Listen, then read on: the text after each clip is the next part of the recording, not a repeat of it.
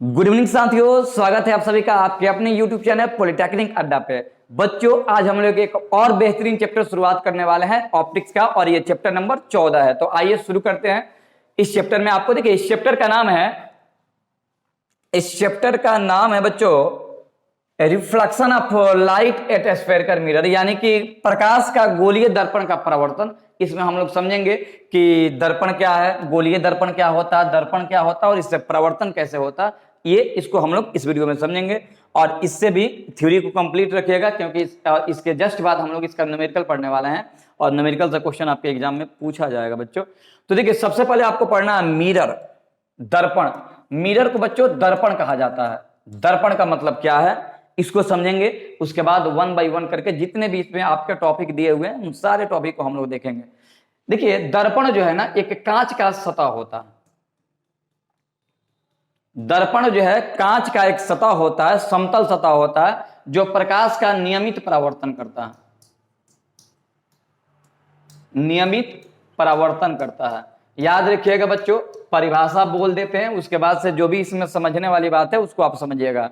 कांच का वैसा समतल सतह जो प्रकाश का नियमित परावर्तन करता है, दर्पण कहलाता है बच्चों। ठीक है, दर्पण। देखिए बच्चों, दर्पण में दो भाग होता है, इसके एक भाग को कलई किया जाता है, और यहाँ पे कलई किसका किया जाता है, तो कलई किया जाता है, इसको याद रखिएगा, लाल आयरन ऑक्साइड का कलई किया जाता है। आयरन ऑक्साइड का कलई किया जाता है। ठीक है बच्चों, रेड आयरन ऑक्साइड का कलई किया जाता है। और जो ऊपर वाला भाग होता है जो चमकता है, जिसमें हम अपना चेहरा देखते हैं, वो ऊपरी भाग जो होता है पॉलिश किया रहता है, पारा का या फिर चांदी का पॉलिश किया रहता है। तो इस बात को भी आप लोग मेंशन करेंगे, यानी इस बात को भी आप लोग जानेंगे। दर्पण का डिफिनीशन से कोई मतलब नहीं है, आप याद रखिएगा कि दर्पण का कलई जो होता है लाल आयरन ऑक्साइड का होता है, और ऊपर वाला जो पॉलिश वाला भाग होता है या तो पॉलिश पारा का किया जाता है या चांदी का किया जाता है, जिसके चलते दर्पण एकदम चिकना हो जाता है। ठीक है, आइए जी आगे देखते हैं। अगला हेडिंग है स्फेरिकल मिरर, यानी कि गोलीय दर्पण।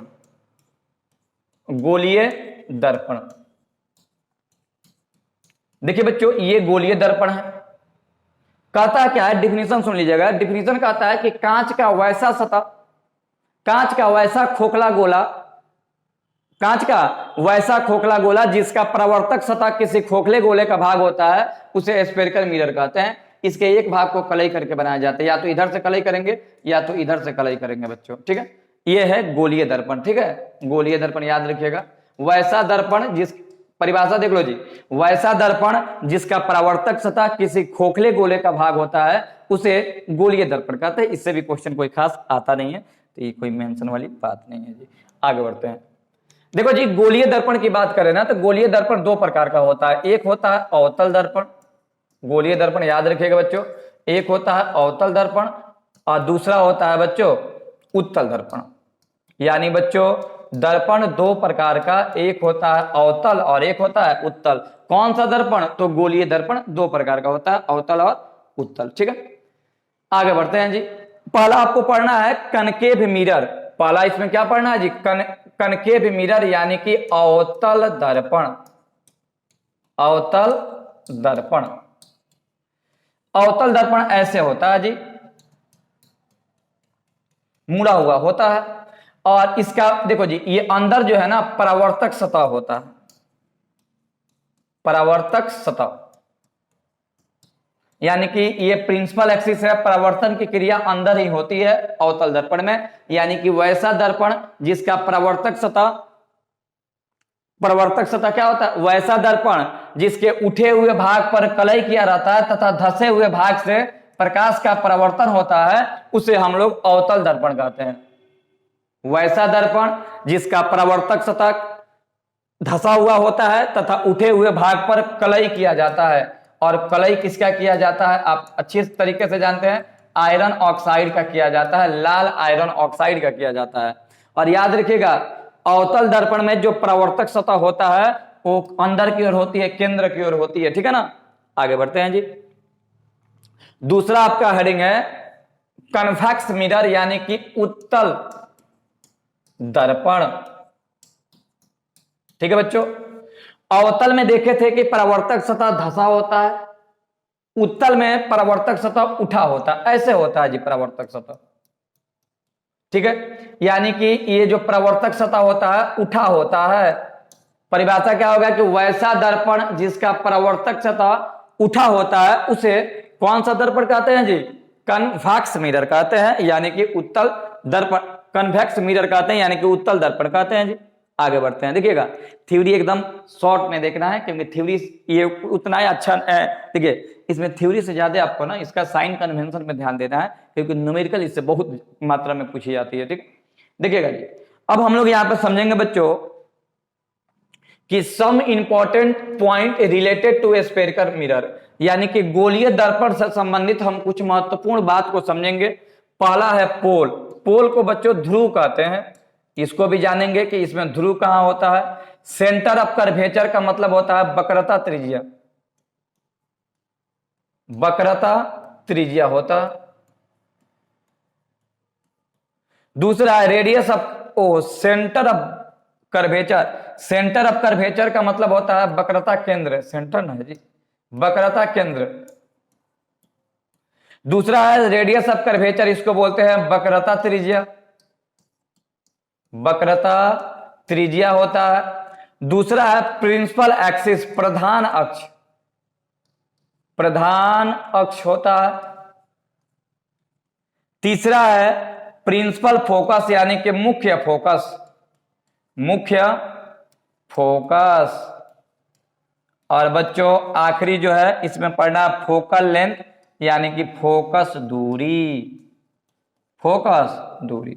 आइए वन बाय वन करके इन सभी को समझते हैं कि ये क्या क्या होता है बच्चों, ठीक है। सबसे पहले बच्चों आपको समझना है ध्रुव के बारे में, पोल। तो बच्चों देखो यहाँ पे फिगर में आप देखिएगा, यहाँ पे एक स्लाइड आपको दिया हुआ है, इसमें फिगर में देखो जी, यहाँ पे एक मिरर दिखलाया गया है, M1 M2 मिरर है जी, ठीक है। मिरर में ये कौन सा मिरर है? तो ये मिरर कौन सा मिरर है जी? कन्वेक्स मिरर है, देखिएगा। और यहाँ पे लिखा है P, P का मतलब होता है ध्रुव। ध्रुव क्या होता है? तो देखिए किसी भी दर्पण का मध्य बिंदु को ध्रुव कहते हैं, याद रखिएगा बच्चों। दर्पण के मध्य बिंदु जो होता है उसको ध्रुव कहा जाता है, यानी कि पोल कहा जाता है बच्चों। यानी कि ये दर्पण का जो मध्य बिंदु होगा ये पोल होगा, ठीक है बच्चों। दूसरा है centre of curvature, centre of curvature. देखो बच्चों ये है गोलीय दर्पण, ठीक है। गोलीय दर्पण में दो दर्पण निकलता है, एक उत्तल दर्पण, अगर हम बाहर से रंग दे तो उत्तल दर्पण हो जाएगा, अगर अंदर से रंग दे तो अवतल दर्पण हो जाएगा। सॉरी, अगर हम बाहर से रंग दे तो अवतल दर्पण, अगर अंदर से रंग दे तो उत्तल दर्पण हो जाएगा। जब गोलीय दर्पण का टुकड़ा किया जाता है ना तब जाकर निकलता है उत्तल और अवतल दर्पण, यानी कि गोलीय दर्पण दो प्रकार का होता है, याद रखिएगा। देखो ऐसे हम बना दिए तो आपको देखने में लग रहा है कि कौन सा दर्पण है, तो ये अवतल है, लेकिन याद रखो ये गोलीय दर्पण से टूटा होगा तब ना जाके ये प्राप्त हुआ होगा, ठीक है। तो आपको कह रहा है कि सेंटर ऑफ कर्वेचर, वक्रता केंद्र। तो आप लिखिएगा कि गोलीय दर्पण जिस खोखले गोले का भाग होता है उस गोले के केंद्र को वक्रता केंद्र कहते हैं। तो यहाँ पे ये देख लो, ये जो सी है ना इसी को कहते हैं वक्रता केंद्र, कोई दिक्कत नहीं हुआ होगा, वक्रता केंद्र उसको कहते हैं। आगे बढ़ते हैं जी। अगला हेडिंग है बाबू, अगला हेडिंग है रेडियस ऑफ कर्वेचर। अगला हेडिंग क्या है जी? रेडियस ऑफ कर्वेचर है, यानी कि वक्रता त्रिज्या है जी। तो आप पढ़े हैं कि एक वृत्त है, वृत्त में सेंटर होता है, सेंटर से जो परिधि का बीच का दूरी होता है उसको त्रिज्या कहते हैं। उसी प्रकार से मिरर में भी होता है। देखो बच्चों ये त्रिज्या, ये क्या है? केंद्र है, केंद्र से लेकर ये ध्रुव का बीच जो दूरी होता है उसी को त्रिज्या कहते हैं। यानी परिभाषा होता है कि गोलीय दर्पण जिस खोखले गोले का भाग होता है उस गोले के त्रिज्या को वक्रता त्रिज्या कहते हैं। वक्रता त्रिज्या को R से सूचित किया जाता है। अब कह रहा है कि प्रिंसिपल एक्सिस, प्रिंसिपल एक्सिस को आने ध्यान दीजिएगा। देखिए बच्चों, देखिए ये जो रेड रंग का लाइन जो है यहाँ पे गया हुआ है और कहाँ मिला है? पोल पे मिला है, उसी को हम लोग कहते हैं प्रिंसिपल एक्सिस। देखिए यहाँ पे लिखा हुआ है प्रिंसिपल एक्सिस, यानी कि वैश्विक लिखिए प्रिंसिपल एक्सिस क्या होता है कि वक्रता केंद्र और ध्रुव को मिलाने वाली जो रेखा होता है ना उसी को प्रिंसिपल एक्सिस कहते हैं। परिभाषा सुन लीजिएगा, परिभाषा होता है कि वक्रता त्रिज्या और ध्रुव को मिलाने वाली जो रेखा होती है उसी रेखा को प्रिंसिपल एक्सिस कहते हैं जी, ठीक है, यानी कि प्रधान अक्ष कहा जाता है। उसके बाद है प्रिंसिपल फोकस। Principal focus. देखिएगा बच्चों, ये तो हो गया प्रधान अक्ष। जब भी किसी वस्तु का प्रतिबिंब बनना होता है तो प्रकाश की किरणें दर्पण से जाती है, प्रकाश की किरणें निकल करके किसी वस्तु से दर्पण से टकराती है, और टकरा करके देखो ये आ रहा है ना, और टकरा करके ये जिस बिंदु पर कटती है इसी को हम लोग कहते हैं मुख्य फोकस। यानी जो ये एफ है ना, इसी को कहते हैं मुख्य फोकस। क्या कहते हैं बच्चों? मुख्य फोकस कहते हैं। ठीक है, तो ये भी क्लियर हो गया। अब आपको देखना है फोकल लेंथ, यानी कि फोकस दूरी। क्या देखना है बच्चों? फोकस दूरी। फोकस दूरी समझेंगे कि फोकस दूरी क्या होता है, तो फोकस दूरी याद रखिएगा। देखिए फोकस दूरी क्या होती है, तो मुख्य फोकस से जो ध्रुव के बीच का दूरी होता है ना, यही फोकस दूरी होता है, इसी को एफ कहते हैं, ये जो बीच का दूरी होता है। और बच्चों याद रखिएगा एफ बराबर होता है r/2, इसको भी याद रखिएगा। एफ बराबर क्या होता है? r/2 होता है। तो अगर हम r निकाले तो ये 2f हो जाता है। याद रखिएगा, अगर यहाँ से यहाँ f है तो ये भी दूरी सेम होगा, ये भी f होगा, क्योंकि ये जब दोनों मिलता है ना तो r बनता है। तो r का मान आप समझ लो f + f। ठीक है, यानी कि f बराबर r का मान बच्चों, तो f बराबर r, ठीक है, 2f, सब तो इसी से निकलता है ना, r है ये, तो f निकालेंगे तो r/2। f बराबर क्या होता है? r/2 निकल के आता है बच्चों। तो इस फार्मूला को याद रखिएगा खास करके, या फिर इसको याद रखिएगा, ये सब याद करने वाला चीज है। एक बार फिर से देख लेते हैं, क्योंकि ये जाने रहेंगे तभी न्यूमेरिकल इससे बनेगा, नहीं तो फिर भी दिक्कत होगी जी। देखो बच्चों, देखिएगा ये सेंटर है, क्यों? क्योंकि ये जो है किसी गोलीय दर्पण का एक भाग है, तो अगर गोलीय दर्पण का केंद्र होगा तो इसका भी केंद्र होगा। सेंटर से जो पोल का दूरी होगा उसको रेडियस कहते हैं। ठीक है, देखिएगा सेंटर से पोल को मिलाने वाले जो एक्सिस होता है, रेखा होता है, उसको प्रिंसिपल एक्सिस कहते हैं। इंसिडेंट रे का मतलब होता है जो किरणें दर्पण से टकराती है, और जब कोई आपतित किरण दर्पण से टकराती है, टकरा करके प्रिंसिपल एक्सिस के जिस बिंदु पर कटती है, इंटरसेप्ट होती है, उसको एफ कहते हैं। तो ये सारा बात आपको याद रखना है। तो चलिए और आगे हम लोग बढ़ते हैं जी। ठीक है, अगला क्वेश्चन देखिएगा, ये तो हम लोग देख ही लिए 1 बाई 1 करके।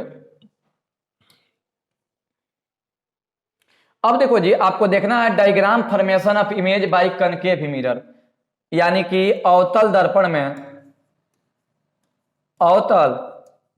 में प्रतिबिंब का बनना। अवतल दर्पण में प्रतिबिंब का बनना इंपॉर्टेंट पॉइंट है, प्रतिबिंब का बनना। चलिए आइए इसको देखेंगे कैसे बनता है प्रतिबिंब अवतल दर्पण में। तो देखिए बच्चों, ये है अवतल दर्पण। ये क्या है बच्चों? अवतल दर्पण है। ठीक है, ये है प्रधान अक्ष, इसको बोलते हैं F, इसको बोलते हैं C। देखिए बच्चों, इसमें 6 गो स्थिति होता है, याद रखिएगा।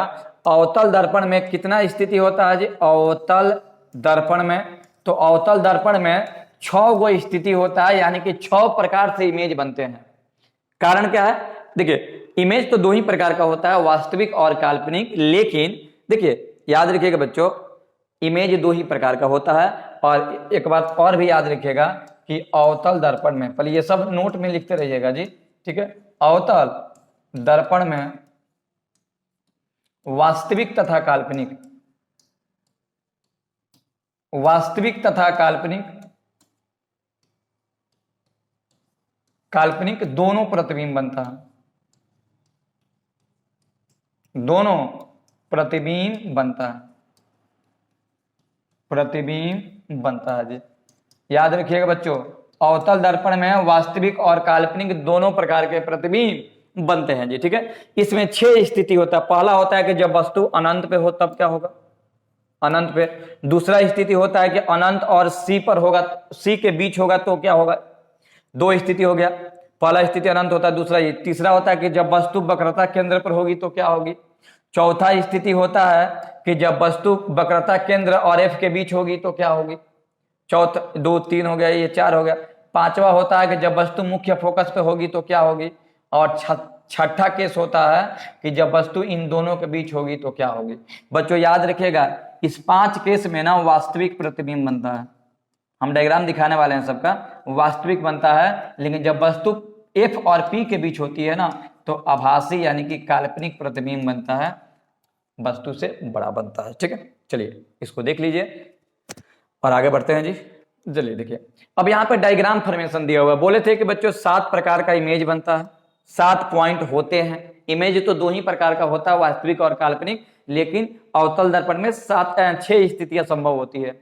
देखिएगा, पहला कह रहा है कि object position of object, position of the object, यानी कि वस्तु की स्थिति। वस्तु कहाँ है? पहला between the pole and focus. आपको बताए थे कि ये 6ठा नंबर स्थिति है, इसमें पहला दिया हुआ है स्लाइड में। देखिए, जब वस्तु पोल और एफ के बीच होती है तो इमेज जो है ना वर्चुअल बनता है। कैसा बनता है जी? इमेज वर्चुअल होता है बच्चों, इमेज वर्चुअल होता है और इरेक्ट होता है, यानी कि टूटी हुई रेखाओं द्वारा बना होता है।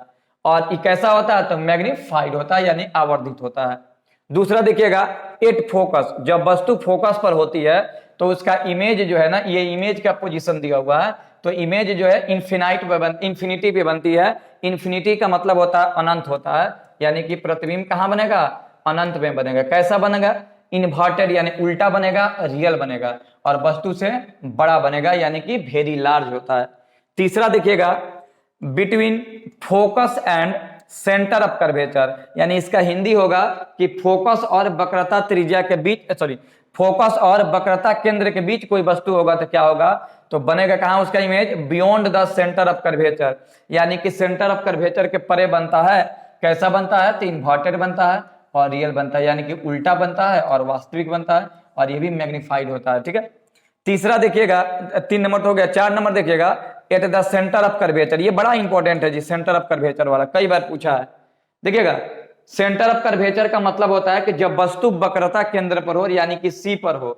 जब वस्तु सी पर होती है तो उसका इमेज भी सी पर बनता है, at the centre of curvature, यानी कि जब वस्तु बी पर होगी तो इमेज भी जब वस्तु सी पर होगी तो उसका इमेज भी सी पर बनेगा। ठीक है, और कैसा बनेगा? तो इन्वर्टेड और रियल बनेगा, यानी कि वास्तविक होगा और उल्टा होगा।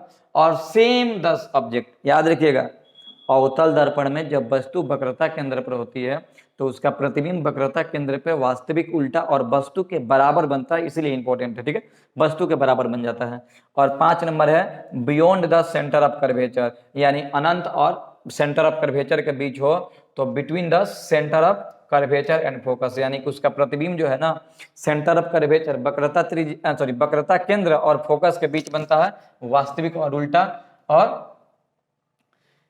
और होता कैसा है? तो ये centre of curvature, beyond the centre of curvature, तो ये भी डिमिनिश्ड, यानी कि ये मैग्नीफाइड के रूप में होता है। 6 नंबर क्वेश्चन है कि at the very large of in car है कि इन्फिनाइट, कार है कि जब वस्तु अनंत पे होती है तो उसका इमेज फोकस पे बनता है, और ये कैसा होता है? तो ये भी वास्तविक होता है। और इमेज कैसा होता है? तो पॉइंट होता है, यानी बिंदु के रूप में बनता है। तो ये पॉइंट, ये बात आपको सब नोट करके रखना है। और आगे चलिए देखते हैं अगला पॉइंट, देखिएगा। अब देखो जी, यहाँ पे आपको अब क्या मिलेगा कि diagram formation of concave image by convex, यानी कि उत्तल दर्पण में इमेज कैसे बनता है, इसको जानना है। तो बच्चों देखो, उत्तल में यहाँ पे फिगर आपको बना दी है, कहीं कहीं 2, कहीं कहीं 3 प्रकार का दिया है, लेकिन आप यही जानो कि उत्तल दर्पण में, बच्चों याद रखिएगा, उत्तल दर्पण में सिर्फ काल्पनिक प्रतिबिंब बनता है। इसको याद रखिएगा, ये पूछा जा सकता है। उत्तल दर्पण में सिर्फ काल्पनिक प्रतिबिंब बनता है, काल्पनिक प्रतिबिंब बनता है। उत्तल दर्पण में सिर्फ काल्पनिक प्रतिबिंब बनता है, इसको आप लोग याद रखिएगा। काल्पनिक को इन्हें अति कहते हैं, क्या कहते हैं जी? काल्पनिक को ही आभासी प्रतिबिंब कहा जाता है। और याद रखिएगा, ये फेमस इसलिए होता है ना कि ये इसमें बहुत ही छोटा से छोटा इमेज बनता है, ठीक है ना, और इसका दृष्टि क्षेत्र भी ऐसे बड़ा होता है, इसको याद रखिएगा। चलिए और आगे बढ़ते हैं हम लोग। अब है मिरर फार्मूला। मिरर फार्मूला क्या होता है? तो मिरर फार्मूला होता है 1/u + 1/v = 1/f। इसको मिरर फार्मूला कहते हैं। u का मान u का मतलब होता है वस्तु दूरी,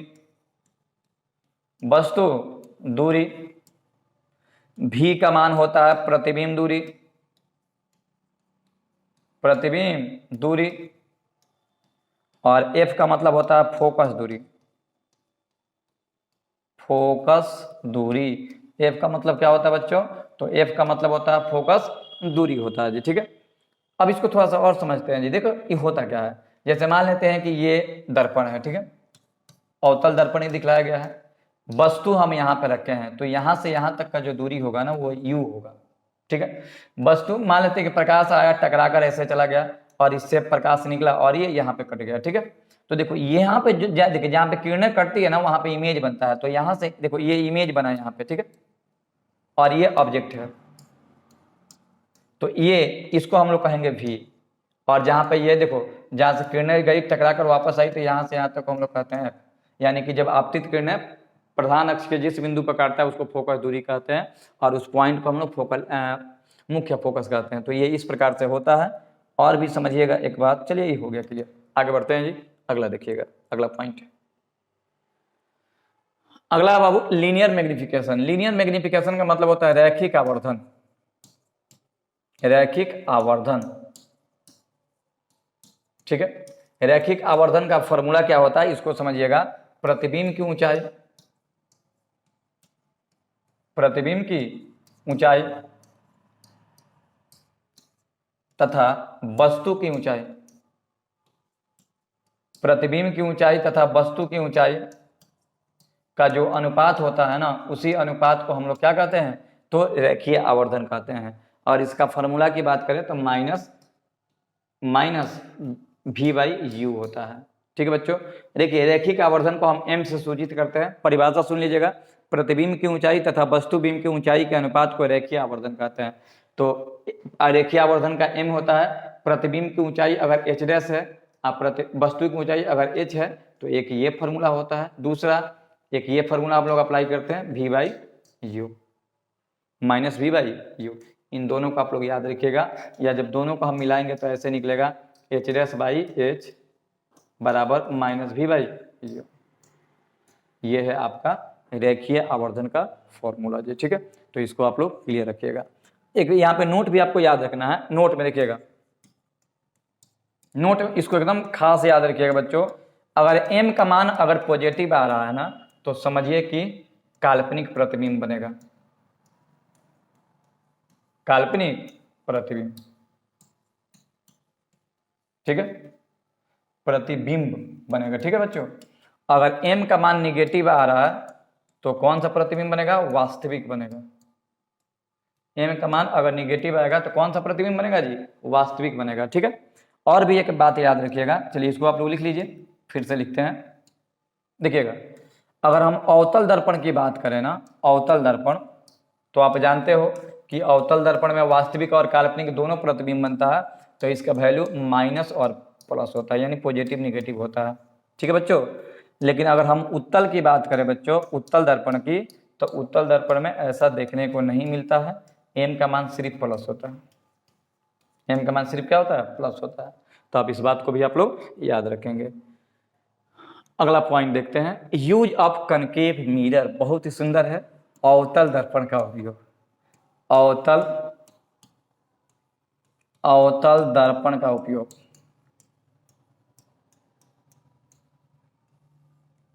अवतल दर्पण का उपयोग देखेंगे, और अवतल दर्पण का उपयोग यहाँ पे दिया हुआ है बच्चों। देखिएगा अवतल दर्पण का यहाँ पे कुछ उपयोग प्रमुख दिया हुआ है। इसको सेविंग मिरर भी कहा जाता है, यानी कि इसको सेविंग में इसका यूज किया जाता है, यानी कि, और दूसरा इसको मेकअप मिरर भी कहा जाता है। देखो यहाँ पे मेकअप की प्रक्रिया बहुत ही सुंदर तरीके से चल रही है। तो यहाँ पे देखो जी, याद रखिए, और ये कौन सा दर्पण है, तो ये दर्पण कौन सा होगा बच्चों, तो दर्पण होगा अवतल दर्पण, ठीक है ना। तो बच्चों इसको सेविंग में, ठीक है, यानी कि दाढ़ी बनाने में, आपसे पूछा भी जाता है कई बार कि दाढ़ी बनाने में कौन सा दर्पण का उपयोग होता है, तो अवतल दर्पण का। या फिर मेकअप करने में किस दर्पण का यूज होता है, तो मेकअप करने में भी उसी दर्पण का यूज होता है, अवतल दर्पण का जी, ठीक है। दूसरा देखिएगा, इसको डेंटल मिरर भी कहा जाता है, यानी कि जो ऐसी दांत के डॉक्टर होते हैं, दांत के चिकित्सक होते हैं, उनके द्वारा दांत, कान, गले इत्यादि के जांच के लिए भी कौन सा मिरर का यूज होता है, तो कन्वेक्स का यूज होता है, ठीक है। तीसरा देखिएगा, कार हेडलाइटिंग मिरर, यानी कि हेडलाइट मिरर, यानी कि कार का जो हेडलाइट होता है इसमें भी किस दर्पण का यूज होता है, तो अवतल का यूज होता है। तो इन तीनों को आप लोग याद रखिएगा। अब देखिएगा यूज ऑफ कन्वेक्स मिरर, यानी कि उत्तल दर्पण का यूज, उत्तल दर्पण का उपयोग। तो बच्चों देखिए अवतल दर्पण का उपयोग यहाँ पे दिया हुआ है, सबसे प्रमुख यहाँ पे एग्जांपल है, कई बार एग्जाम में पूछा है जी कि उत्तल दर्पण का उपयोग कहाँ किया जाता है? तो मुख्य रूप से साइड मिरर के रूप में किया जाता है बच्चों। कहाँ किया जाता है जी? तो साइड मिरर में किया जाता है। तो देखिए मोटर वाहनों में पीछे का ट्रैफिक देखने में किसका यूज होता है? तो उत्तल का यूज होता है। इसको आप लोग याद रखिएगा, ठीक है। दूसरा, स्ट्रीट लाइट में एक बड़े क्षेत्र का प्रकाश डालने के लिए उत्तल लेंस का यूज होता है। या फिर तीसरा, बड़े शॉपिंग स्टोर में ग्राहकों के गतिविधियों को पता लगाने के लिए, यानी कि दुकानों में जो दर्पण लगा होता है वो कौन सा दर्पण होता है? उत्तल दर्पण होता है। कारण क्या है उत्तल दर्पण का? कि उत्तल दर्पण का जो दृष्टि क्षेत्र होता है ना वो बहुत ही बड़ा होता है, इसलिए उत्तल दर्पण का उपयोग। तो याद रखिएगा गाड़ियों के साइड मिरर में। दूसरा यूज जो है इसका उपयोग जो होता है शॉप में किया जाता है, यानी कि दुकान या मॉल में उत्तल दर्पण का यूज किया जाता है, ठीक है। चलिए इस बात को आप लोग याद रखिए, बहुत सारे इसका यूज है आपको। चलिए तो इसी के साथ जो है आपका चैप्टर जो है समाप्त होता है। देखिए उत्तल दर्पण और अवतल दर्पण का यूज बहुत ही इंपॉर्टेंट है, तो उसको आपको याद रखना है। और ये जितने भी थ्योरी आपको पढ़ाया गया उन सबको आपको याद रखना है, ठीक है। नेक्स्ट वीडियो में हम मिलेंगे इसके न्यूमेरिकल के साथ। तो इस वीडियो में इतना ही। जय हिंद। आप लोग वीडियो को शेयर करना बिल्कुल ना भूलें।